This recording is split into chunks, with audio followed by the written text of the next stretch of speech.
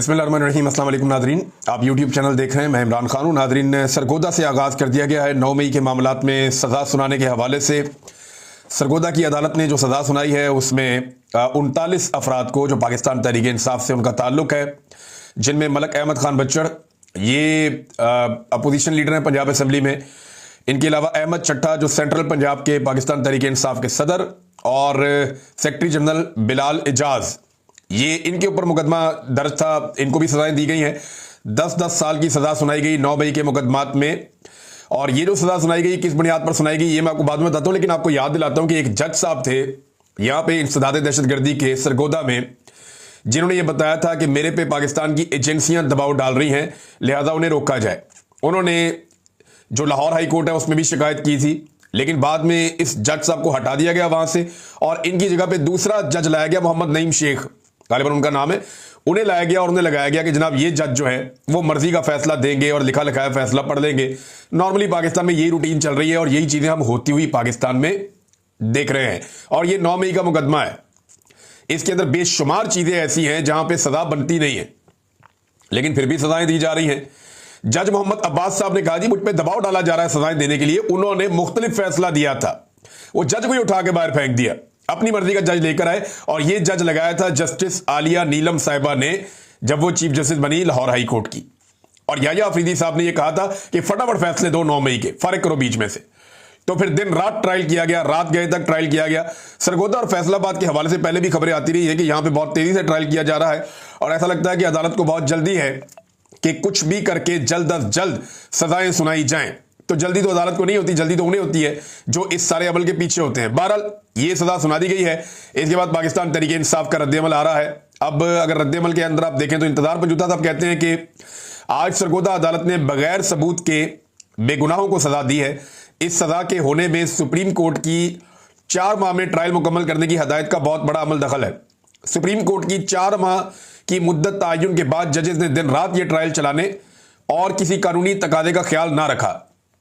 ये सजाएं हमेशा हमारे अदालती निजाम पर स्याह धब्बे के तौर पर याद रखी जाएंगी। वकील क्या कह रहे हैं? वकील ये कह रहे हैं कि इससे भयानक और सफाकाना फैसला हमने देखा ही नहीं अपनी तारीख में। यानी बिलाल एजाज और अहमद चट्टा के खिलाफ शहादत ही नहीं थी, कोई शहादत गवाही कोई मौजूद ही नहीं थी।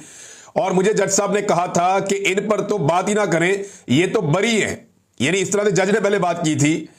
और लेकिन जो लिखा लिखाया फैसला आया इसमें उन्हें भी 10-10 साल की सजा सुना दी गई। ये तहरीक इंसाफ के वकील वहां पे बता रहे हैं कि जज ने कहा था कि ये तो बरी है, इनमें तो बात ही ना करे, ये बंदे तो फारिग हैं, अहमद चट्टा और बिलाल एजाज, लेकिन इन्हें भी 10-10 साल की सजा सुना दी गई। तो अब सजाएं सुनाने के बाद पाकिस्तान तहरीक इंसाफ के एमएनएस भी फारिग करवाए जाएंगे, एमपीएस भी, और उनकी जगह पे दोबारा इलेक्शन करवा के अपने बंदे लाए जाएंगे। ये जो मिलिट्री एस्टेब्लिशमेंट ने फैसला कर रखा है ना, अगर किसी को आज भी लगता है कि अदालत के जरिए से, कानून के जरिए से, इंसाफ के जरिए से, सिस्टम में रहते हुए बगैर डील के इमरान खान साहब या पाकिस्तान तहरीक इंसाफ इस गर्दाब से निकल आएगी, तो वो भूल का शिकार है। या तो इमरान खान साहब को डील करनी पड़ेगी या फिर अवाम को सड़कों पे फैसला करना पड़ेगा इस निजाम के साथ। या तो इनसे 2-2 हाथ करने पड़ेंगे या इनके सामने हाथ जोड़ने पड़ेंगे। दूसरा कोई ऑप्शन नहीं है कि आप कानून और इंसाफ के जरिए से इस मामले से निकलें, क्योंकि पाकिस्तान की मिलिट्री एस्टेब्लिशमेंट ने यह तय कर रखा है कि उन्होंने हर हाल में कुचलने की अपनी पॉलिसी को जारी रखना है। जमहूरियत गई भाड़ में, इंसाफ गया भाड़ में, वो किसी चीज में नहीं मानते भाई। वो ये कहते हैं कि जैसे हमारा दिल कर रहा है हम उसी तरह निजाम को चलाएंगे। अब तहरीक इंसाफ ने वैसे तो परखचे उड़ा दिए थे 9 मई के मुकदमात के हवाले से। यहां पे बहुत सारे लोगों ने बड़े लंबे लंबे थ्रेड्स लिखे हैं और उन्होंने बताया है कि किस तरीके से ये मुकदमा झूठे हैं और अदालत के अंदर कौन कौन सी चीजें साबित हुई। लेकिन इसके बावजूद अदालतें पड़े पड़े फैसले सुनाई जा रही हैं। अजहर मशवानी साहब ने, पाकिस्तान तहरीक इंसाफ का जो सोशल मीडिया है, उन्होंने ये मामला उठाया और एक तफसीली पैगाम जारी किया। और सोशल मीडिया का ये पोर्शन है ना नादरीन, ये सुनने वाला, इसको एक दफा आप सुनेंगे तो आपको आइडिया हो जाएगा कि पाकिस्तान तहरीक इंसाफ के खिलाफ 9 मई एक बहाना था। एक्चुअली पाकिस्तान तहरीक इंसाफ और इमरान खान को निशाना बनाना था, सिंपल ये है।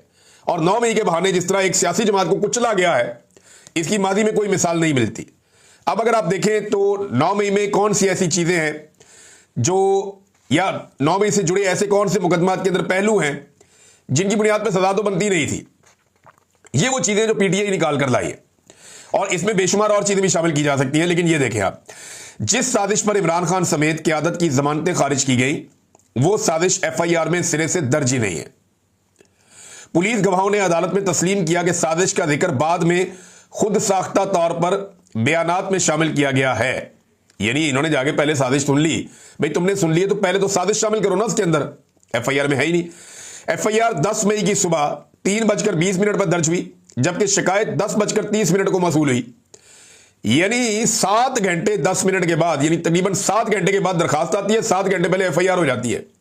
ये दुनिया में कभी कहीं आपने सुना है कि दरखास्त बाद में आए और एफआईआर पहले हो जाए? ये कैलिबरी फॉन्ट में हुआ था कि इनकी डीड पहले लिखी गई थी और वो फॉन्ट बाद में ईजाद हुआ था। ये वही वाली कहानी यहां पे हो गई जो कैलिबरी में हुई थी कि एफआईआर होती है सुबह 3:20 पे और जो दरखास्त आती है वो सुबह आती है 10:30 पे, 7 घंटे 10 मिनट के बाद। एफआईआर में 5 जख्मी एहलकारों के बारे में बताया गया, जबकि अदालत में सिर्फ 3 एहलकारों के मेडिकल लीगल सर्टिफिकेट पेश किए गए कि ये जख्मी थे, और वो भी जाली निकले क्योंकि डॉक्टर ने बता दिया अदालत में कि पुलिस वालों ने कोई जख्म नहीं दिखाए, सिर्फ जबानी बताया था तो हमने बना दिया जो कहा गया। इन्वेस्टिगेशन ऑफिसर ने तस्लीम किया कि जाए वकुआ का कभी उसने दौरा ही नहीं किया। यह नादरीन इतना बड़ा मामला है कि इसमें तो सजा कभी हो ही नहीं सकती। जो स्टार गवाह थे हसाम अफजल और मोहम्मद खालिद, इन्होंने दावा किया कि वो छुपकर तहरीक इंसाफ की टॉप लीडरशिप की मीटिंग में घुसे और मेज और सोफे के नीचे छुपकर उन्होंने साजिश सुनी। मेज के नीचे कैसे छुप सकते हैं, सोफे के नीचे कैसे छुप सकते हैं, हैरत होती है मुझे। इस साजिशी मीटिंग में शुरका की तादाद हर शहर में इन लोगों ने अलग बताई। लाहौर में बताई 15, गुजरावाला में बताई 58, सरगोदा में बताई 14 और फैसलाबाद में बताई 44। यानी हर केस की जमानत के मुताबिक झूठ घड़ा गया। यानी आप अंदाजा करें कि एक ही बयान है, हर जगह जाके बंदों की तादाद बदल जाती है। लाहौर में कोई और है, गुजरावाला में कोई और है, सरगोदा में कोई और है, फैसलाबाद में कोई और है। हर शहर के अंदर जो है वो तादाद ही बदल देते हैं। और वो जो इमरान खान साहब का कमरा है ना, वहां 14-15 मैक्सिमम 20 बंदे आ सकते हैं। ये 44 और 58 वाला फिगर कहां से आ गया तो समझ से बाहर है। बहरहाल झूठी गवाही और झूठ के पांव नहीं होते। कोई CDR, audio, video, location data या तस्दीकी गवाह पेश नहीं किया गया। सिर्फ मैंने ये सुना, मैंने वो कहा, इसके ऊपर ये मुकदमा इकट्ठा किया गया। स्टार गवाह से जब पूछा गया कि जमान पार्क के मेन गेट से अंदर तक का फासला कितना है तो उसने जवाब दिया 300 मीटर। उसने लगता है रायवण देखा हुआ था। जमान पार्क में तो 100 मीटर भी नहीं बनता, मेरे ख्याल में 50 मीटर भी नहीं बनता, शायद 30 मीटर होगा। तो 10 गुना फासला उसने बताया कि जनाब 300 मीटर का फासला है जमान पार्क से लेकर, गेट से लेकर अंदर तक का। इन्वेस्टिगेशन ऑफिसर ने दावा किया कि वाकयात के 30 दिन बाद ग्रीन बेल्ट से उन्होंने डंडे बरामद किए। वो इलाका जो रोजाना कैंट वाले साफ करते हैं, कैंट बोर्ड वाले, वहां से 30 दिन के बाद डंडे बरामद हो रहे हैं। नाज़रीन, एफआईआर जो है वो 400 बंदों के खिलाफ की गई, मगर मुकदमा 14 पर चलाया जा रहा है, ट्रायल 14 के खिलाफ किया जा रहा है। और वजह यह है कि कुचलना है, जो सियासी आवाजें हैं उनको बंद करना है, जो इमरान खान के साथ खड़े हुए उनके साथी, उनको रास्ते से हटाना है। एफआईआर में किसी भी मुलजम की शनाख्ती तफसील दर्ज नहीं है, ना उनका रंग, ना कपड़े, ना शक्ल, कुछ भी नहीं है। पेट्रोल बम के दावे किए गए, मगर कोई भी सीसीटीवी फुटेज, ना कोई गवाह और ना ही कोई मौके का नुकसान अभी तक पेश किया गया। बस ये कहा गया कि सुनने में ये आया है। पुलिस की गाड़ियों की तोड़फोड़ का इल्जाम लगा, मगर वो गाड़ियां अदालत में पेश ही नहीं की गई। तीनों गाड़ियों की स्क्रीन पर एक ही साइड पर एक जैसा निशान है, और ये यानी बड़ी अजीब और मशकूक चीजें हैं। यानी 3 गाड़ियां जो दिखाई गई कि जनाब ये गाड़ियां टूटी हैं, उनकी तीनों की एक ही बंदे ने लगता है मारा, एक ही चीज से मारा है और एक ही तरफ को मारा है और एक ही जैसा निशान है। अदालत में इंस्पेक्टर मुनीर ने एहराम में आकर वीडियो लिंक पर गवाही दी, मगर हलफ लेने से इनकार कर दिया। जब वकील ने एतराज किया तो जज ने उसे जुर्माना कर दिया। सेनेटर एजाज चौधरी के प्रोडक्शन ऑर्डर 2 साल से जारी नहीं किए गए ताकि इनकी नशिस्त खाली करवाई जा सके। शाह मोहम्मद कुरैशी पर इल्जाम है कि जनाब उन्होंने लाहौर में यह सब कुछ किया, हालांकि वो कराची में अपनी बीवी के साथ अस्पताल के अंदर मौजूद थे, उनके इलाज के लिए आगा खान अस्पताल में। डॉक्टर यास्मीन राशिद को बीमारी की हालत में जबरदस्ती अस्पताल से जेल मुंतकिल किया गया ताकि फैसले के वक्त इन्हें कटहरे में लाया जा सके। और बेशुमार चीजें उन्होंने बताई। जी, स्टार गवाह हसाम अफजल ने कहा कि वो 7 और 9 मई को जमान पार्क गया, मगर थाना शादमान के रोजनामचे के मुताबिक वो इन दिनों गैर हाजिर था, यानी गवाही झूठी और गैर कानूनी थी। एक पीटीआई के कारकुन को सीडीआर की बुनियाद पर मुकदमे में रखा गया, जबकि सीडीआर से साबित होता है कि वो उस वक्त सियालकोट में मौजूद था और उसे नून लीगी एमएनए के कहने के ऊपर झूठे मुकदमे में घसीटा गया ताकि इलेक्शन में नून लीगी एमएनए को फायदा हो सके। पुलिस वाले ने दावा किया कि वो जमान पार्क में छुपकर गया ताकि साजिश सुन सके, मगर कोई इजाजतनामा, सर्विलेंस ऑर्डर या एसपी की मंजूरी मौजूद नहीं थी। पुलिस रूल्स के मुताबिक साबिक वज़ीर आज़म की निगरानी सिर्फ तब मुमकिन है जब उसका नाम रजिस्टर्ड नंबर 10 में दर्ज हो, मगर इमरान खान का नाम इस रजिस्टर में कभी शामिल नहीं हुआ। हसाम ने एतराफ किया कि वो रजिस्टर नंबर 10 से वाकिफ ही नहीं था, यानी वो सिर्फ कानून से लाइलम था बल्कि इसका अमल गैर कानूनी भी था। फेयर ट्रायल एक्ट 2013 के तहत सिर्फ DGISI निगरानी का हुक्म दे सकता है, कोई ऐसी मंजूरी, वारंट या अहकामात अदालत में पेश ही नहीं किए गए। हसाम ने कहा कि वहां 40 से 50 पुलिस एहलकार मौजूद थे, मगर उनमें से किसी एक ने भी उसकी वहां मौजूदगी की गवाही नहीं दी। खालिद नबी गवाह ने एतराफ किया कि उस दिन फोन उसके साथ नहीं था, यानी साजिश सुनकर भी कोई रिकॉर्डिंग, तस्वीर या शवाहिद उसके बाद मौजूद नहीं है। उसने किसी ऑफिसर को रिपोर्ट नहीं किया, ना ही अपने SHO को, और ना ही रोजनामचे में कुछ लिखा। यह सारा केस झूठ की बुनियाद पर घड़ा गया है। ये सारे गवाह बाद में बनाए गए हैं, ये सब कुछ बाद में किया गया, और ये पाकिस्तान की मिलिट्री एस्टेब्लिशमेंट ने एक डिजाइन के तहत किया है कि एक पॉलिटिकल पार्टी को मुकम्मल तौर पे किसी तरह वो कुचल दें, और इसी रास्ते पे वो चल रहे हैं। नाज़रीन, 9 मई के मुकदमात में अब लाहौर में भी सजा सुनाने की तैयारी है, और कोशिश की जाएगी कि लाहौर में भी सजाएं सुनाई जाएं। ये उसके हवाले से कुछ डाटा मैंने आपके साथ अभी शेयर भी किया है। एक और अहम चीज आपको बता दूं, जब अदालतें ये कर रही है ना, लिखे लिखाए फैसले आ रहे हैं, तो जो असल काम है अदालतों का वो कर नहीं सकती। मिसाल के तौर पर पाकिस्तानी सहाफियों ने इस्लामाबाद हाई कोर्ट में एक दरखास्त दायर की थी पीका तरमीमी एक्ट के खिलाफ कि भाई ये कौन सा काला कानून आप लेकर आ गए हैं, ये तो तबाही फेर देगा पाकिस्तान में, जर्नलिज्म को अमली तौर पे खत्म कर देगा। वैसे ही वो हो तो गई है, लेकिन फरवरी 2025 में सहाफियों ने जाकर, सहाफती तंजीमों ने पीका के खिलाफ इस्लामाबाद हाई कोर्ट में एक केस किया। वो केस फरवरी से लेकर जुलाई तक लगा ही नहीं। जुलाई में जाकर जनाब ये केस लगाया गया, और फिर डेट दे दी गई जज मनहास साहब ने, और वो जो डेट दी गई वो 18 सितंबर तक की दे दी गई, लेकिन यानी 2.5 महीने के बाद अब ये केस लगेगा। अंदाजा करें, जो अवामी नौयत के केसेस हैं, जो सुने जाने चाहिए, जिनके ऊपर इंसाफ मिलना चाहिए, उनमें कई कई महीनों की डेट्स दी जा रही हैं, और जिन केसेस के अंदर सजा देना मतलूब है वहां पे लिखे लिखाए फैसले लाए जा रहे हैं, और जजेस दिन रात ट्रायल चला रहे हैं, और वो ये देख ही नहीं रहे कि तमाम शवाहिद 9 मई के झूठे मुकदमात के खिलाफ जा रहे हैं, लेकिन फिर भी सजा सुनानी है। नाज़रीन, जब मुल्क के अंदर ऐसे नाइंसाफी होती है ना, तो फिर ऐसे मुल्क के अंदर लोग सरमायाकारी नहीं करते, बल्कि लोग सरमाया लेकर उस मुल्क से भागते हैं। पाकिस्तान में बड़ी तादाद में लोग पाकिस्तान छोड़ छोड़ कर जा रहे हैं, और उसकी वजह इसी किस्म की नाइंसाफियां हैं। जब अदालतें काम नहीं करती तो फिर पूरा सिस्टम जैम हो जाता है। जैसा कि ये एक फराद अहमद साहब का एक आर्टिकल है, एक्सप्रेस ट्रिब्यून में छपा है, उसमें उन्होंने फैक्ट्स जारी किए हैं, और ये मैं पहले भी आपको बता चुका हूं, लेकिन अब ये सारे फैक्ट्स इकट्ठे हो रहे हैं। गुज़िश्ता 3 सालों में 2 दर्जन से ज्यादा मल्टीनेशनल कंपनियों ने या तो पाकिस्तान से अपना कारोबार बिल्कुल खत्म कर दिया, या फिर अपने ऑपरेशंस बड़े पैमाने पर रोक दिए हैं। इनमें दुनिया की मशहूर तरीन कंपनियां शामिल हैं, जैसा कि शेल, जैसा कि सीमेंस, जैसा कि दीगर प्रॉक्टर एंड गैमल, और दीगर बहुत सारी बड़ी बड़ी कंपनियां, एनर्जी की और दीगर कंपनियां शामिल हैं, जो पाकिस्तान से भाग रही हैं, अपना कारोबार छोड़ रही हैं, और पाकिस्तान में काम करने के लिए तैयार नहीं है। जो काम करने वाले हैं वो पाकिस्तान से भाग रहे हैं, और जो काम नहीं करने वाले उन्हें लाकर इक़्तिदार में बिठाया हुआ है। यानी आप जाली इक़्तिदार वालों का आप चक्कर चेक करें कि जहां इनको थोड़ी सी खाली जगह मिलती है, ये अपनी तख्ती वहां पे ठोक देते हैं। खासतौर पे पंजाब के अंदर तो वो पागल हुए पड़े हैं, नवाज शरीफ और उनकी साहबजादी। उन्हें तो जो अस्पताल मिलता है, जो स्कूल मिलता है, जो कॉलेज मिलता है, जो ढक्कन मिलता है, जो कोई चीज उन्हें मिलती है, वो हर चीज के ऊपर, कोई लैट्रीन है, हर जगह पे अपनी फोटो ठोक देते हैं। कोई कचरे वाली गाड़ी है, उसके ऊपर भी अपनी फोटो ठोक देते हैं। वो एक ज़हनी खप्त के अंदर मुब्तला हो चुके हैं बाप बेटी। उन्हें लगता है कि शायद वो गैर मकबूल है, तो हर जगह पे अपनी फोटो लगा के वो जाली मकबूलियत खड़ी कर लेंगे, जैसे जाली हुकूमत खड़ी की है एस्टेब्लिशमेंट की मदद से। ये देखें आप, एक वीडियो में आपको दिखाता हूं, ये वीडियो देखें आप। ये कैसा डाका इन्होंने मारा। ये 2 तख्तियां आपको नजर आ रही हैं। इसमें एक तख्ती इमरान खान साहब के दौर में लगी है, चौधरी यूसुफ ने इफ्तिताह किया था एक प्रोजेक्ट का।